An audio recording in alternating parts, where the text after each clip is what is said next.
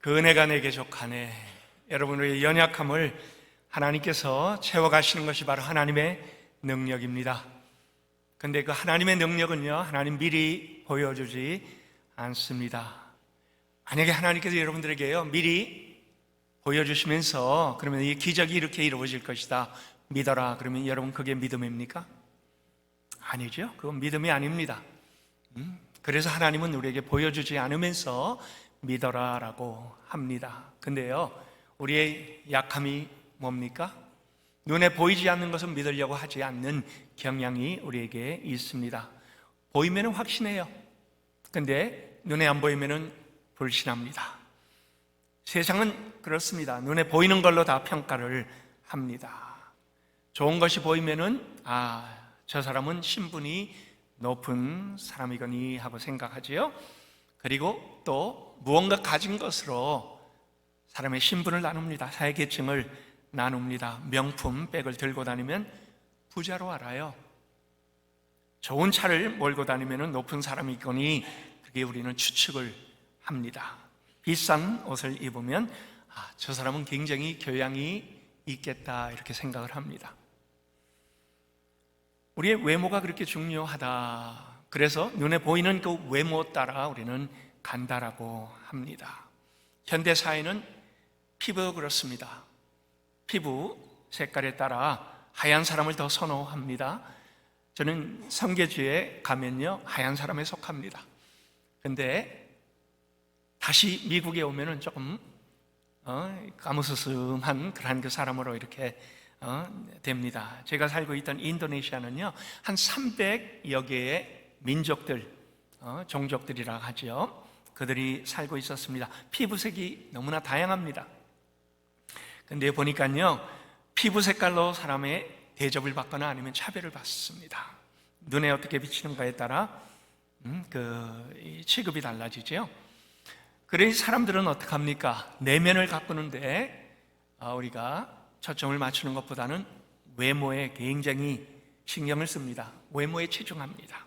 외모를 비교하고요, 외모로 평가받는 세상이 되었습니다. 그런데요, 우리의 믿음의 기준은 뭘 기준합니까? 보이는 것에 기준하지 않습니다. 보이지 않는 것.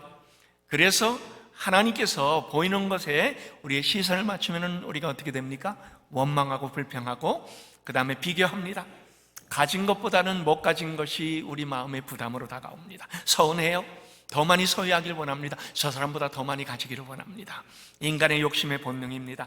그래서 하나님은 우리의 눈에 보이지 않는 것을 믿음이라고 했습니다. 하나님은 보이지 않는 걸로 우리에게 다가오시고 하나님은 미리 보여주면서 우리에게 믿으라 하지 않습니다. 이스라엘 백성들은 이제 하나님을 경험하기 시작했습니다. 근데요, 하나님은 눈에 보이지 않아요. 그래서 하나님 믿는 것이 여전히 그들에게는 온전하게 신뢰를 주지 못했습니다. 이스라엘 역사에서 보면요, 그들은 계속 주변 민족들과 비교를 합니다. 그리고 주변 민족들이 가지고 있는 무엇에 그들이 눈을 돌리지요? 삐까번쩍한 우상이지요. 여러분, 우상을 보세요. 정교하게 조각이 되었습니다. 금과 은으로 도금이 되었습니다. 멋있고 화려합니다. 그들이 우상을 보니까 눈에 부실 정도예요. 근데 하나님은 눈에 보이지 않습니다. 그래서 자꾸 옆에 나라에 섬기는 우상을 엿보다가 그 우상을 가지고 들어옵니다. 우상 숭배를 합니다. 우상의 마음을 열어요. 하나님 대신 보이는 이 우상의 마음을 뺏겨 버립니다. 그리고 혼란이 닥치거나 공경에 빠지면 우상에게 절을 하지요. 그리고 우상에게 빕니다. 이 불신앙의 모습이 그들의 그 모든 역사에 가득 들어 있습니다. 특히 왕이 있는 이웃 나라가 그렇게 부러울 수밖에 없어요. 그래서 그들도 하나님 우리에게 왕을 주옵소서, 보이지 않는 하나님 통치하시는 거 별로 그렇게 좋지 않습니다. 보이는 왕을 주옵소서. 그래서 이스라엘은 왕에 의하여 더 비참하게 됩니다. 그리고 더 완악한 민족적인 비극을 살아가게 되었습니다. 무슨 얘기입니까? 하나님보다 세상을 더 선호했다는 거죠. 그리고 그들은 그것에 대하여 이제 온전한 대가를 치르는 것, 그게 이 구약 전체를 통해서 하나님께서 우리에게 보여주시는 거죠. 근데 여러분, 우리는 말씀을 통하여 배우지를 못합니다. 오늘날 어떻습니까? 오늘날도 동일합니다. 현대적인 우상인 돈과 재물과 명예와 지위를 우리는 더 원합니다. 하나님보다는 은행 잔고를 더 믿습니다. 그리고 그걸로 마음의 위안을 얻지요. 내 비즈니스가 잘 되고 돈을 많이 벌면요, 성공하고 그 다음에 복받았다, 이렇게 착각을 합니다. 인간의 본성입니다. 우리 아주 연약한 모습이 바로 무언가 가지고 있을 때는 하나님보다는 내가 가지고 있는 것을 더 믿는 그러한 우리의 경향이 다분히 들어있다라는 거죠. 그래서 하나님은요, 우리 눈에 보이고 손에 잡히는 그것에 마음을 두지 말라라고 합니다. 환난이 닥치면은 그것을 구해줄 것으로 마음에 안도한다면요, 여러분이 가진 그것이 무엇일지라도 만약에 여러분들이 그것을 붙잡고 거기에 마음을 둔다면 그것은 우상 숭배나 다름이 없습니다. 성경은 우리에게 믿음은 바라는 것들의 실상이요 보이지 않는 것들의 증거라라고 했지요. 하나님을 알고 또 하나님이 보이지 않지만은 그러나 하나님께 우리의 마음을 두는 사람은요, 그러면 하나님 안에서 우리의 믿음은 점점 커져갑니다. 그래서 하나님은 이 믿음을 연습하라. 믿음의 연습이 뭡니까? 하나님을 알아가는 겁니다. 하나님이 누구신지를 알고 하나님이 어떠한 권능을 가지신 분이라. 오늘도 우리가 권능에 대하여, 능력에 대하여 찬양을 불렀는데요, 하나님의 능력에 대하여 아는 것이 바로 우리가 믿음을 크게 만드는 그러한 그 과정입니다. 그래서 하나님께서 보이는 모든 것 무엇으로 만들었습니까? 하나님이 말씀하심에 이 세상은 창조가 된 겁니다. 그래서요, 보이는 것보다 보이지 않는 것이 훨씬 더 근원적인 것을 하나님께서 우리에게 가르쳐 줍니다. 세상에서 가장 중요한 것은요, 우리의 육신의 눈으로 보는 것이 아닙니다. 마음의 눈으로 보는 겁니다. 그리고 우리는 그것을 볼 수 있어야만 합니다. 고린도후서 4장 18절에 바울이 이런 얘기를 했습니다. 우리가 주목하는 것은 보이는 것이 아니요 보이지 않는 것이니 보이는 것은 잠깐이요 보이지 않는 것은 영원함이로다. 여러분, 이 모든 우리가 보는 것은 언젠가는 다 없어져 버립니다. 그러나 보이지 아니하는 하나님은 영원하다. 그리고 또 하나님께서 우리에게 주시는 그 영원의 세계도 결코 지금은 우리 눈에 보이지 않지만은 영원하다라고 얘기하고 있습니다. 하나님께서 바로 그것을 창조하셨습니다. 그리고 오늘도 통치하고 계십니다. 우리의 믿음은 그래서 바로 그 하나님을 믿고 신뢰하고 따르고 동행하고 하나님 안에서 우리 앞에 때로 눈으로 보이는 그러한 그 환난과 어려움이 닥칠지라도 그것을 쉽게 넘어서는 것, 바로 이것이 우리에게 하나님께서 가르쳐 주시는 믿음입니다. 우리의 믿음보다 하나님을 더 기쁘게 할 수 있는 것은 없습니다. 하나님을 믿는다는 것은 삶의 모든 영역에서 하나님을 따르고 의지하는 겁니다. 때로 우리가 보이지 않아 답답할지라도 그러나 소망을 잃지 않고 하나님의 살아계심을 알아가는 것, 그리고 그 안에서 믿음의 그 아름다운 모든 과정 하나하나를 넘어가는 것, 여러분 이게 정말 복받은 자입니다. 돈이 많아서 복받은 자가 아니에요. 믿음이 있어서 복받은 자입니다. 그리고 성경은 그것을 우리에게 너무나 분명하게 알려주고 있습니다. 오늘 본문에 보니까 하나님께서 이스라엘에게 이 믿음이 무엇인가 하는 것을 가르칩니다. 그런데 하나님은요, 시간이 많이 지난 오늘날에도 3500년이 지난 우리에게도 하나님은 이 믿음이 무엇이다 하는 것을 여전히 가르쳐 주시고 계십니다. 이스라엘 백성들을 보세요. 애굽에서 나오는 동안에 계속적으로 하나님께서 그들에게 무슨 말씀을 하셨습니까? 나를 나타내리라. 여호와가 누군지 너희가 알게 되리라. 하나님께서 자신이 백성들에게 누구신가를 알려주시겠다라고 했습니다. 호렙산에 불타는 가시떨기 나무를 통해 하나님은 모세에게 나타나셔서 뭐라고 했습니까? 나는 여호와니라. I am who I am. 나는 스스로 있는 자니라. 이걸 알려주었지요. 애굽의 10가지 재앙을 통하여 하나님은 애굽에서 섬기는 모든 신들이 아무것도 아니다, 다 거짓이다 라고 알려주었습니다. 그리고 바로 왕 역시 하나님 앞에서 무능력한 존재임을 분명하게 보여주신 겁니다. 하나님께서 이걸 통하여 애굽에 또 이스라엘에게 아니면 또 주변 국가들에게 하나님께서 가장 중요한 것, 하나님이 누구신가를 알려주시고, 오늘도 하나님은 우리를 통하여 온 세상에 하나님이 누구신가를 알려주고 있습니다. 저는 오늘 본문을 통하여 두 가지 아주 중요한 교훈을 함께 배우기를 원합니다.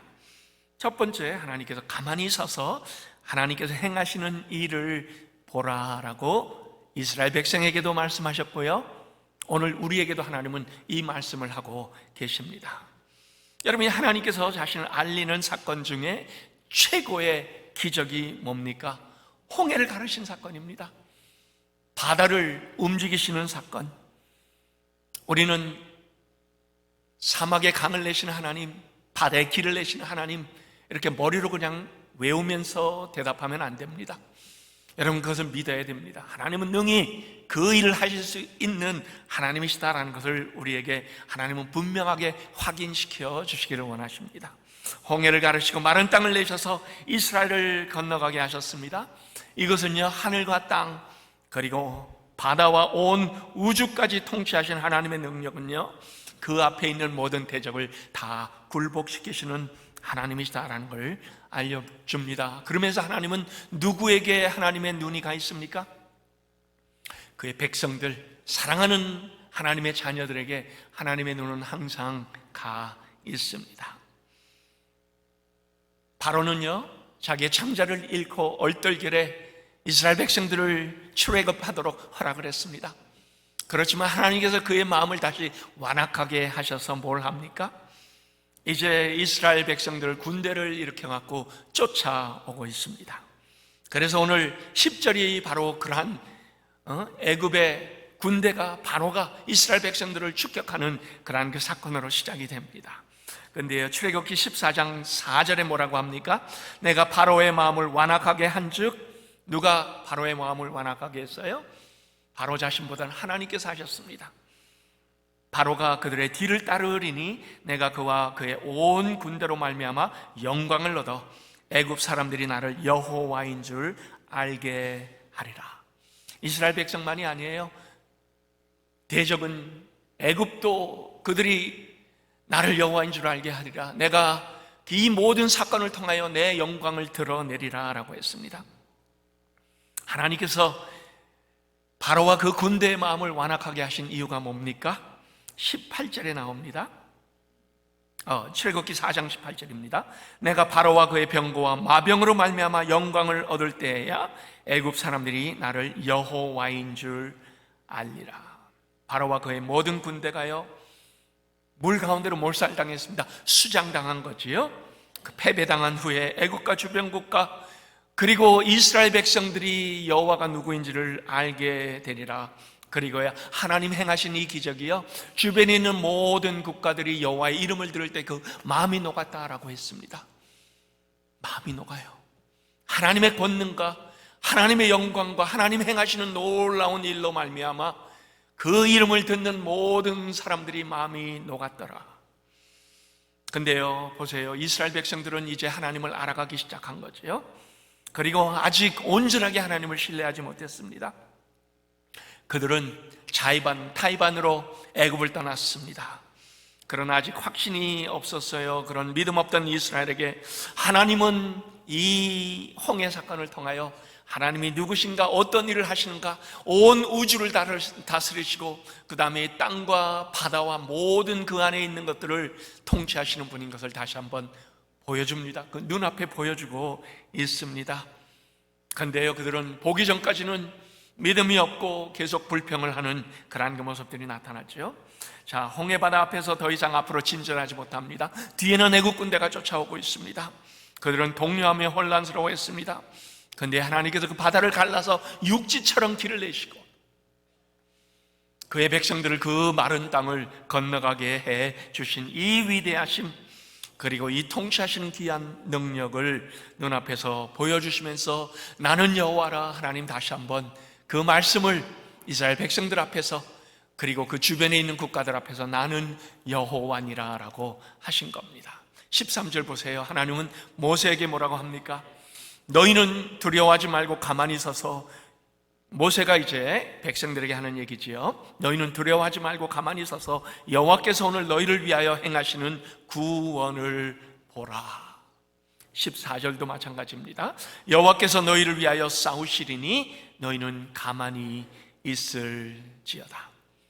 여러분, 이 가만히 있다라는 이 단어는요, 히브리어로 하라시, 즉 움직이지 말라, 이 뜻은 아닙니다. 손 하나 까딱하지 말라, 그러한 의미가 전혀 아닙니다. 사실 여기는요, 잠잠하라라는 그 의미가 더 큽니다. 인간이 할 수 있는 일은 아무것도 없다.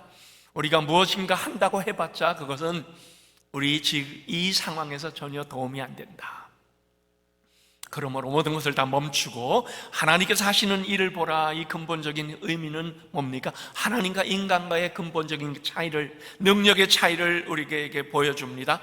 그리고 우리의 불가능한 것을 하나님께서 하실 테니 너희는 하나님을 신뢰하고 따르라. 그리고 그 안에서 우리를 구원하신다라는 그런 그 믿음의 근거를 얘기할 때 쓰이고 있습니다.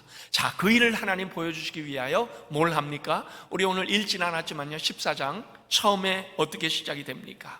하나님은 이스라엘에게 명령하시면서 너희는 돌이키라라고 합니다. 그들이 가던 길에서 방향을 돌이켜 다른 곳으로 가라라고 명령을 하신 거지요. 그러면서 어디에 위치하라라고 하십니까? 보니까 2절에 홍해와 믹돌이라는 도시 사이에 비하히롯 앞에 곧 바수본 맞은편의 바닷가에 너희는 장막을 쳐라라고 합니다.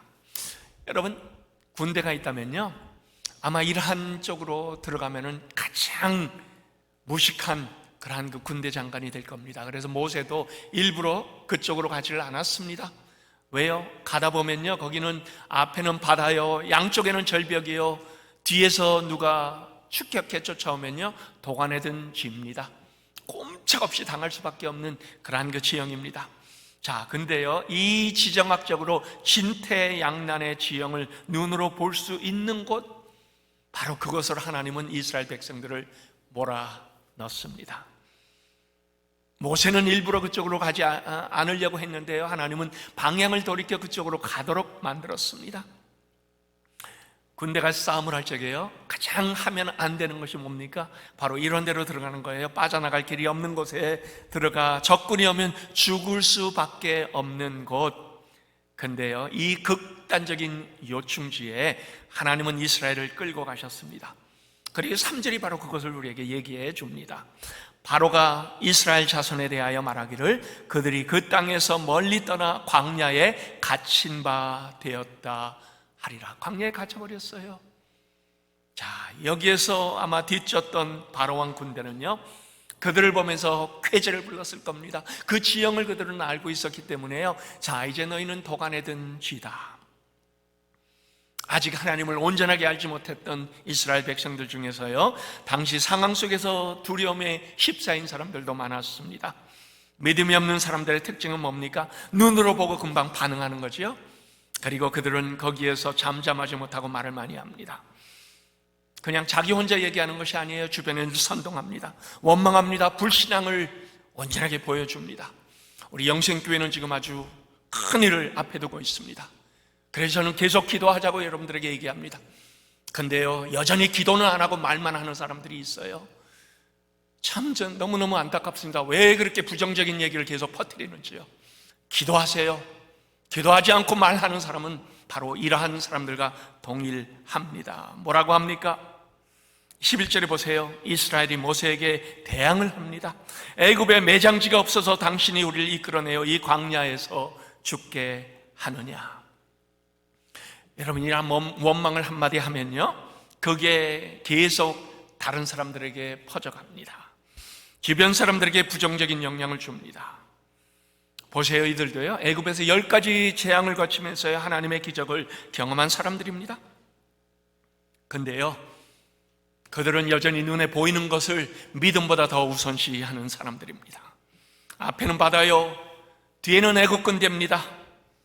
그리고 양옆에는 절벽입니다. 이걸 우리는 진퇴양난이다라고 합니다.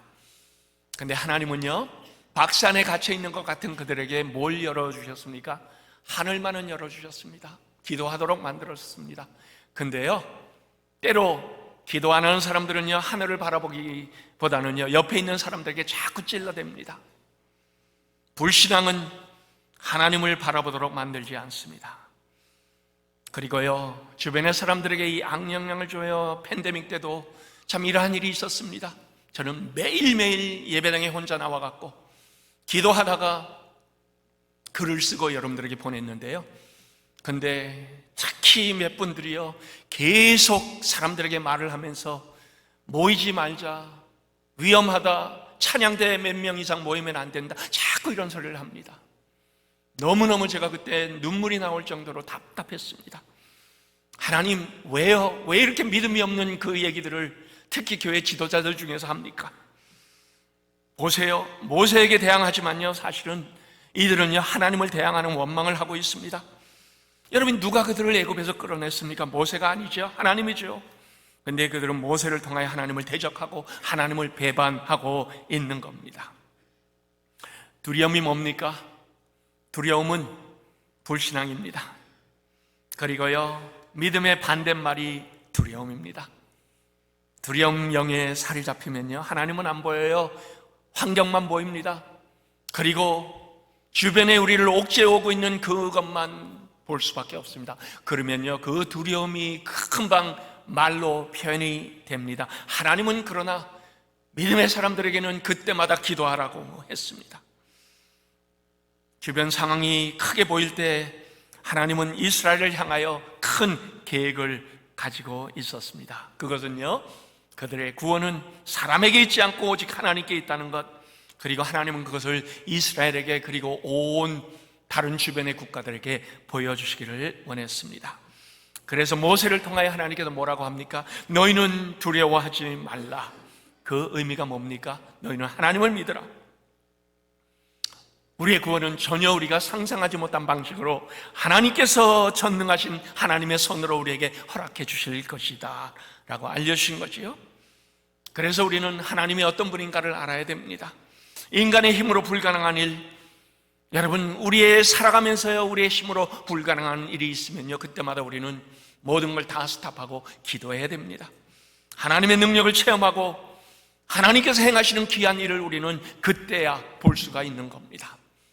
우리의 눈을 떠서 주변을 보게 되면요, 우리는 믿음이 자꾸 깎아먹는 그러한 우리 앞에 믿음의 하나님의 능력으로 넘어서지 못하는 그러한 결과를 가져오게 한다라고 하죠. 성도 여러분, 하나님을 알면 알수록 우리가 어떻게 됩니까? 그분을 신뢰하고 따라가는 거지요. 그래서 올해 우리는 표를 힘써 여호와를 알자입니다. 말씀을 읽어보세요. 말씀을 통해 하나님을 알아보세요. 우리는 점점 더 하나님을 신뢰하게 됩니다. 점점 더 우리 안에는 믿음의 굳건하게 세워지게 됩니다. 그래서 하나님을 힘써 알아라, 이 사건은요, 당시 이스라엘에게만 적용되는 것이 아닙니다. 지금 우리의 믿음에도 적용되는 것입니다. 여러분 한번 보세요. 여러분, 구원을 위하여 할 수 있는 일 있습니까? 하나님은 우리에게 너희는 너희 구원을 위하여 할 수 있는 것 아무것도 없다, 너희는 가만히 있어 내가 너희에게 행하시는 이 구원을 보라라고 오늘도 우리에게 말씀하고 계십니다. 세상 종교는 구원을 위하여 뭘 요구합니까? 다 행위를 요구합니다. 선행을 해야 되고요, 세속을 떠나야 되고요, 그 다음에 내 모든 것을 바쳐야 되고요, 그 다음에 해탈하라, 열반에 도달하기 위하여 노력하라, 목표를 주고 열심을 강조하고 있습니다. 더 많이 헌금해라, 더 많이 더 큰 희생 제물을 드려라, 인간의 노력이 공로로 인정이 된다라고 강조를 하지만요, 그러나 하나님은 우리에게 이 구원받을 수 있는 한 톨에 어떠한 것도 없다라고 다시 말씀을 해 주십니다. 우리에게는 희망이 없습니다. 우리는 죄인입니다. 우리의 죄성은 하나님의 그 거룩에 조금이라도 미칠 수 없는 그러한 그 죄성이 우리를 막아서고 있습니다. 그래서 성경은 가만히 서서 하나님께서 하시는 구원의 역사를 보라라고 합니다. 왜요? 우리의 구원은 사람에게 나는 것이 아니기 때문입니다. 우리의 구원은 하나님께서 홀로 주장하시고 홀로 인도하시고 홀로 우리 안에 행하시는 놀라운 하나님의 영광스러운 일이기 때문입니다. 그래서 에베소서 2장 8절에 이 말씀을 바울이 우리에게 주고 있습니다. 너희는 그 은혜로 인하여 믿음으로 말미암아 구원을 받았으니 이것은 너희에게서 난 것이 아니요 하나님의 선물이라. 행위에서 난 것이 아니니 이는 누구든지 자랑하지 못하게 하려 함이라. 하나님은 지금도 그 구원을 우리에게 이루고 계십니다. 오직 믿음으로입니다. 그리고 믿음은 우리가 우리의 아무것도 할 수 없는 것을 인정할 때 우리의 마음속에서 하나님을 알게 되고 보게 되고 하나님께서 우리를 온전하게 변화시켜 주시는 그 귀한 하나님의 약속의 실행입니다. 바로 오늘 하나님 앞에 예배드리는 저와 여러분이 여기에 대한 증거입니다. 하나님 행하시는 이 구원을 기쁨으로 맞이하고 또 온전하게 하나님 안에서 계속 쓰임받는 우리 영생의 모든 가족 될 수 있기를 예수 그리스도의 이름으로 축원합니다. 두 번째로, 지금도 바다에 길을 내시는 하나님이십니다. 3500년 전에만 하나님 이 일을 행하신 것이 아닙니다. 모세가 지팡이를 들고 바다 위에 손을 내밀매, 여러분 오래전에 제가 이 지팡이를 하나님께서 어떻게 모세를 지팡이적으로 사용하신다라고 여러분들이 설교한 적이 있습니다. 모세는 이 지팡이를 들어 바다에 손을 내밀매 어떻게 됐습니까? 바다가 갈라졌습니다. 저는요, 이 지난 주간에 일부러 유튜브에서 Ten Commandments 10개 1956년도에 나온 영화를 일부러 찾아봤습니다. 저보다 더 오래된 영화예요. 저는 저보다 2년 더 빠르게 나온 영화를, 당시에 컴퓨터 그래픽도 없었습니다. 근데요, 얼마나 감동이었는지 모릅니다. 모세 역을 맡은 찰튼 헤스턴, 지팡이를 들고 저 바다 위를 내밀매 바다가 쭉 갈라지고 벽을 세워내는데요, 그때 당시에 할리우드 영화가 어떻게 이런 그 영화를 만들어냈는지 너무너무 감동스러운 그런 그 장면을 저는 입을 해 벌리고 아름다운 장면, 감격적인 장면을 보았습니다.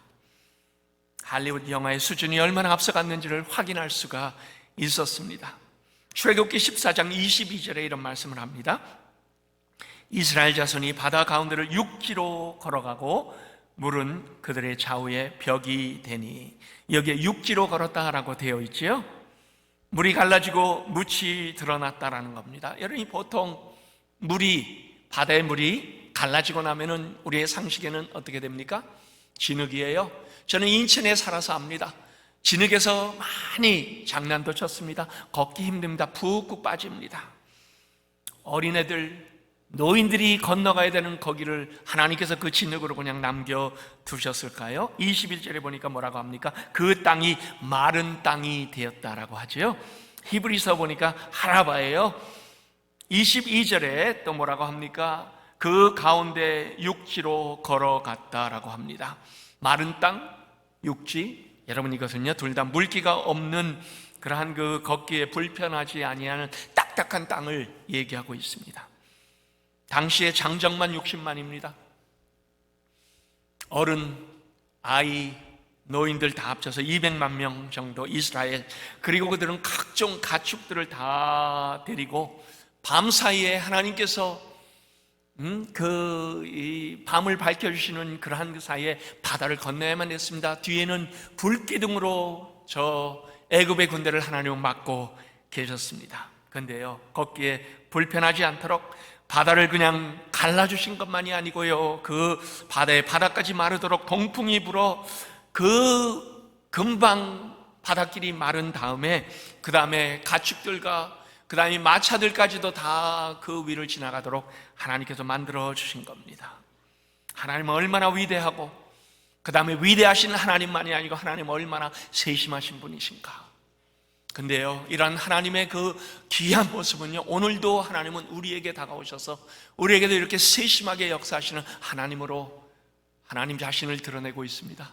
하나님의 기적을 행하실 때는요, 하나님은 그냥 한두 가지만 하시는 것이 아닙니다. 세심하게 우리의 마음도 만져주시고 우리의 상황도 살펴주시고 또 우리의 가는 길도 하나님께서 보여주시고 그 길을 함께 가시면서 놀라운 하나님의 영광을 드러내시는 하나님, 바로 그 하나님인 것을 구약에서만이 아니고 오늘날에도 하나님은 우리에게 보여주고 있다라는 거죠. 바다가 뭡니까? 바다는요, 인간으로서 도저히 넘을 수 없는 장벽입니다. 바다를 건너라? 우리는 상상조차 하지 못합니다. 근데 하나님께서 그 바다에 길을 내셨습니다. 하나님께서 일하시는 차원은요, 우리의 수준과는 다릅니다. 시편 46편 1절에 이런 말씀을 합니다. 하나님은 우리의 피난처시요 힘이시니 환난 중에 만날 큰 도움이시라. 그러면서 2, 3절에 땅이 변하든지 산이 흔들려 바다 가운데 빠지든지 바닷물이 솟아나고 뛰놀든지 그것이 넘침으로 산이 흔들릴지라도 우리는 두려워하지 아니하리로다. 즉 세상의 그 모든 것들이 우리 앞에 흉흉하게 다가올지라도, 팬데믹이라 우리 앞에 우리에게 겁을 주는 그러한 이 오랫동안 우리를 괴롭혔던 이 모든 것들, 그러나 하나님은요, 이 모든 것들 평평하게 만들어 주시겠다라고 합니다. 당시 이스라엘의 홍해 앞에서 생각할 수 있었던 최상의 시나리오는 사실은 아무것도 없었습니다. 아마 하나님 배를 좀 보내주시겠지 이란 생각 정도 아마 그들이 좀 했을 것 같습니다. 근데요, 그 누구 한 사람도 바다 한가운데 길이 날 것이다 상상조차 못했을 겁니다. 물 가운데 지름길이 있을 것이라고요, 모세조차 예상하지 못했던 것이 너무나 분명합니다. 그렇지만은 믿음이 있던 사람은요, 하나님께서 어떤 방법으로라도 어떻게 구원해 주시겠지, 여기에 대하여 동요하지 않고 하나님을 바라보고 하나님께 기도했습니다. 하나님 내시는 길은 어떻습니까? 우리가 생각할 수 있는 최고의 아이디어를 그냥 가볍게 뛰어넘습니다. 아마 믿음이 있어도 머리에 계산을 했을 겁니다. 하나님, 우리는 200만 명입니다. 그리고 우리에게는 가족들이 있습니다. 아마 배는 수천 대가 아니면 수만 대가 필요할 겁니다. 이렇게 그들이 생각을 했을 겁니다. 그런데 하나님은요, 그냥 바다에 길을 내시고 말았습니다. 스케일이 다릅니다. 하나님 일단 길을 내시면요, 우리가 생각하지 못한 그러한 그 새로운 길이 우리 앞에 열리게 됩니다. 그래서 여러분, 우리가 기도할 때는요, 하나님 이거 이렇게 좀 해주세요, 저거 저렇게 해주세요, 이러한 식으로 조목조목 기도보다는요, 하나님 알아서 해주세요. 하나님께서 우리의 형편을 가장 잘 아시는 하나님, 우리가 어디에 막혀있고 우리가 어느 그 부분에 가장 필요로 하는 것을 그 누구보다도 하나님은 우리를 가장 잘 아십니다. 그래서 우리는 정해놓고 기도하는 것이 아닙니다. 하나님의 인도하심 따라 하나님 믿음으로 따라가며 쓰임받고 순종하겠습니다라고 기도하는 겁니다. 하나님 뜻대로 가면 됩니다. 전능하신 하나님을 알고 따라가면요, 그 안에서 우리는 그 믿음 생활이 얼마나 신나는지 아세요? 그래서 저는 이 신앙생활을 신명나는 일이라 그렇게 표현을 합니다. 하나님 과연 앞으로 뭘 하실지, 하나님 내년에 내후년에 어떤 일을 어떻게 진행하실지 우리는 모르지만 하나님은 이미 계획을 다 가지고 계시는 분입니다. 22절 후반절을 보세요. 물이 그들의 좌우에 벽이 되었다라고 합니다. 여기에서 벽이라고 쓰여있는 그 히브리어 단어는 호마라는 단어입니다. 동네 그냥 담 정도가 아니에요. 도시의 성벽을 얘기하는 그러한 그 단어입니다. 이스라엘이 건너고 있을 때 양쪽에 거대한 물결, 넘실거리는 그러한 그 물결이 크고 깊은 바닷물이 그러나 벽으로 인하여 그들에게 엄습해 들어오지를 않았습니다. 멈춰 섰습니다. 이 무서운 물, 흉흉한 그러한 그 물을 보호하시는 분이 바로 하나님 여호와십니다. 여러분이 보호막 그 벽이 없었다면 어떻게 됐습니까? 그들은 다 몰살됐을 겁니다. 사실은요, 여기 보세요. 애국 군대가 하나님께서 모세에게 손을 들어 그 벽을 치웠더니요, 그들은 그 물속으로 다 수장돼 버리고 말았습니다. 거대한 물결입니다. 그렇지만 하나님은 자기의 백성들에게 그 어린아이나 노인 다 동일하게 손컬 하나 건드리지 못했습니다. 하나님 보호하시면 이렇게 온전한 하나님의 구원이 이루어진다라는 것을 우리에게 강조합니다. 근데 여러분, 이 벽은 이스라엘에게 눈으로 보이지는 않습니다. 오늘도 마찬가지입니다. 때로 이러한 그 벽은 우리 눈에 보이지 않습니다. 수족관, 아쿠아리움, 여러분 수족관에 한번 가보세요. 강화 유리로 되어 있습니다. 그래서 건너편에 물에 물고기들이 수영하는 것 다 보이지요? 근데 그 물이 우리를 덮치지 못합니다. 제가 보기에는요, 가장 세계 최초의 거대한 아쿠아리움을 하나님께서 3,500년 전에 그 홍해에 그것도 2개의 벽을 통하여 내신 그 놀라운 모습이 아니겠는가 생각을 해봅니다. 그 공포의 물결을 모두가 무사하게 지내도록 하나님께서 벽으로 막고 계시다가요, 이제 애굽의 군대가 하나님 그 불기둥을 치우매 그들이 이제는 뛰어들어왔습니다. 그리고 군대가 다 들어왔을 때는, 그리고 또 이스라엘 백성이 무사히 다 건넌 후에는 하나님은 그 물길을 다시 덮으셨습니다. 여기 보니까 뭐라고 합니까? 바다의 흉흉함이 그들을 집어삼켰다라고 합니다. 하나님은 바다와 땅을 만드신 분, 그리고 자기의 백성을 온전하게 구원하시는 하나님이십니다. 그리고 오늘도 그 보호하시는 하나님의 놀라운 손길은 우리에게, 그리고 어떤 방식으로 어떻게 임할지 이거는 하나님의 주권적인 역사지만 여전히 임한다라는 것을 알려주고 있습니다. 하나님 내시는 길은요, 사막에 강을 내시고 바다에 길을 내시는 하나님은요, 우리의 상식을 뛰어넘습니다. 우리의 지식과 경험을 초월합니다. 하나님 길을 내시면 안전한 길이 됩니다. 그리고 우리의 상상을 뛰어넘는 방식으로 오늘도 우리를 인도해 주십니다. 결론입니다. 사랑하는 성도 여러분, 여전히 여러분이 다가올 미래가 두려우세요? 믿음을 가지면요, 그러면 우리에게는 사실은 이 두려움이 없어야 됩니다. 우리가 이 팬데믹을 통하여 무엇을 배웠습니까? 특별하게 우리 영생교회 미래를 누가 잡고 있습니까? 제일 중요한 이때에 우리는 기도하며 하나님 영생교회 미래를 하나님 잡고 영생교회의 미래를 하나님께서 인도하시며 또 하나님께서 예비하신 그 놀라운 일을 우리가 기도로 맞이하는, 그리고 그걸 통하여 하나님의 아름다움을 오늘도 우리의 하나님의 귀한 기적의 역사를 맞이하는 우리 모두가 되어야 합니다. 여러분, 믿음이 좋다는 것이 뭡니까? 믿음이 좋다는 건요, 하나님이 누구신지를 아는 겁니다. 그리하여 세상이 전부 다 두려움에 떨 때 우리는 동요하지 않아야 됩니다. 흔들리지 않아야 됩니다. 하나님을 믿고 그 안에서 신실하게 하나님만 바라보는 겁니다. 세상은 폭풍이 오고 환난이 닥치면 공포에 질리고 두려워합니다. 무너지고 쓰러져 버립니다. 그러나 하나님은 믿음의 사람이라고, 그래서 우리에게 이 벽을 치고 하나님 인도하시는 귀한 길을 가는, 그리고 그 안에서 하나님께서 우리를 통하여 사용하시는 놀라운 일에 쓰임받는 우리 영생교회 될 수 있기를 예수 그리스도의 이름으로 축원합니다.